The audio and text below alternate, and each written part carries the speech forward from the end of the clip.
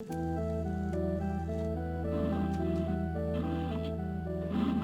Melody Pendris. It's March 11th, 1994, 10:32 a.m. Hello again, everybody. Welcome back to the Rantin Review Entertainment. We are doing a review today of a somewhat of a hidden gem on Netflix. It's called Archive 81. It is a one-season series that features an activist, Dan Turner. He is hired by this man to restore some of these old videotapes. And Turner finds out, in the course of reviewing these videotapes, that there's something a little bit more mysterious going on with this. Now, there's lots of hints to occult activity from him reviewing the tapes. He starts seeing things. We then find out that he has some possible mental issues from the past. Meanwhile, he's also watching the videotapes. We're also watching what happened back in 1994, which is when the footage on the tapes happened, of this other character who is trying to deal, Melody, she's trying to deal with all of the issues that are going on in this hotel that she's staying at, trying to find her long lost mother. And as the series goes along, all of these different separate threads from these two parallel storylines start to converge in a very creepy, weird, and atmospheric way. Now, I will say that my overall thoughts on this show was that the show had a very intriguing and very compelling storyline to it, but it is a very slow burn show. So if you're an impatient person, this might not be for you. The atmosphere in the show is really, really creepy. Even the opening credits of this show, which I might go back and watch the show just to watch the opening credits, there's this weird little, this music is, the music in this thing is, it's just fantastic. The soundtrack is great. I might have to look it up.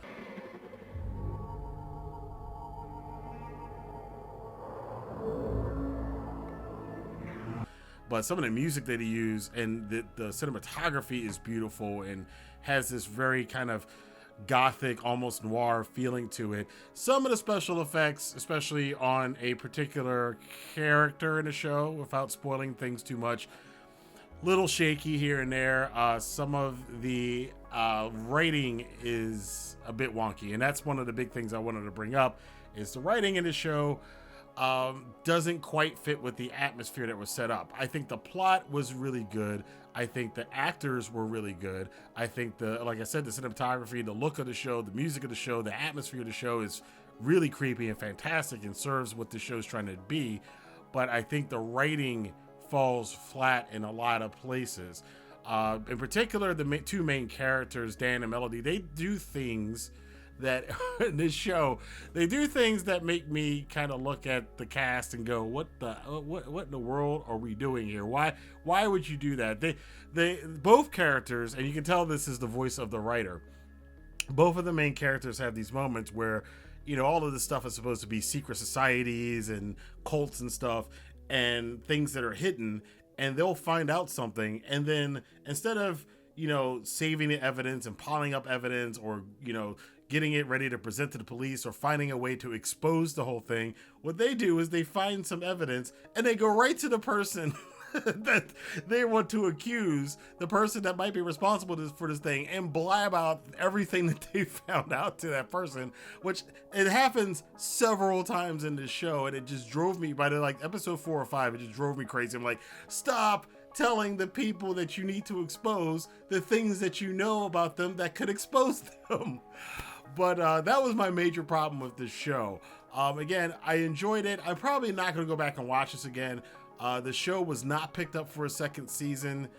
There is a bit of a cliffhanger at the end of it. Again, I'm not going to do spoilers in this one, so that may irritate you or may dissuade you from watching the show, knowing that it ends with a bit of a cliffhanger that we're probably never going to get resolved, because the show's not going to get picked up by any other platform, likely. The writers did say that they did have other things planned out for this. Plenty of people really like this show. It has an 86% Rotten Tomatoes score, 7.3 out of 10 on IMDb. So there are people that like it. For me personally, some of the faults in the writing of especially the two main characters, kind of hurt the show for me a little bit. But I think if you're really into this kind of creepy atmospheric kind of stuff, you're going to enjoy it. The show does have a lot of. It did give me a lot of Ex Machina, which is one of my favorite movies of all time.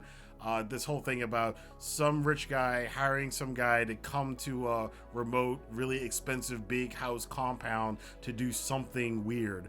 There is a lot of parallels between Archive 81 and Ex Machina with that kind of a setup, and it's a setup that's been done and a trope that's been done several times in fiction and in movies and TV shows, so it's nothing new, but it did remind me a lot about the kind of the setup for Ex Machina. So if you are a casual person or you're just looking for something fun to watch on Netflix, I wouldn't suggest this for you. And again, if you're not a very patient person, or a person who likes to kind of put together puzzles, which is kind of the fun of watching shows like this is probably not for you. But if you're into those things, I definitely would recommend it. For me personally, like I said, it's a kind of a watch. If you're into this stuff, watch it. But if you're not, you could probably skip it. But that's my thoughts on Archive 81. I want to know what you guys think about it. Does it sound like a show you'd be interested in if you haven't seen it? If you have seen it, are you one of the people who are really big fans of it and are upset that it's not getting a season 2? Do you think it's going to get picked up by another streaming service or something like that? Let your voice be heard in the comment box below. Until next time, I will see you guys here for more news, rumors, and reviews here on the Rantin Review Entertainment. Have a good day.